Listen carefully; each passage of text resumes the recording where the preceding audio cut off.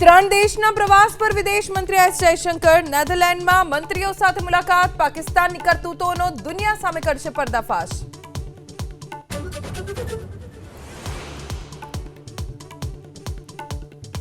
Colonel Sophia पर विवादित टिप्पणी करनार मंत्री विजय शाहनी माफीनो सुप्रीम कोर्टમાં अस्वीकार। धरपकड़ पर रोक परंतु तपास માટે બનશે એસઆઈટી।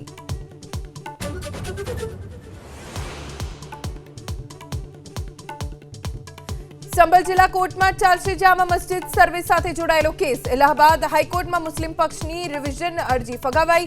સિવિલ કોર્ટનો નિર્ણય રખાયો યથાવત।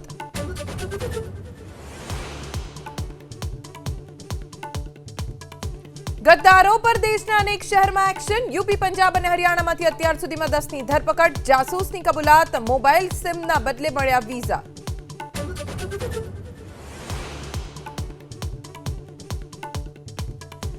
जासूस ज्योतिनी पूछपरछमां मोटो खुलासो। आईएसआई नो एक अधिकारी पण ज्योति साथे गयो हतो बाली। व्हाट्सएप चेट थी खुल्या अनेक रहस्य।